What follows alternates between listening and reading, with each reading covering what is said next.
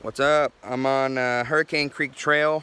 This is day 2 of the Memorial Day ride, and I drove up ahead of the group and looked for a cool spot to film. So I got a pretty technical spot right here in front of me. I'll show you some clips of the group going through it. I figured, you know, we originally were looking for a water crossing because it's kind of more cinematic and flashy and stuff, but I think this technical spot, we've got one of the people in our group has got a newer 4Runner, a more stocky 4Runner.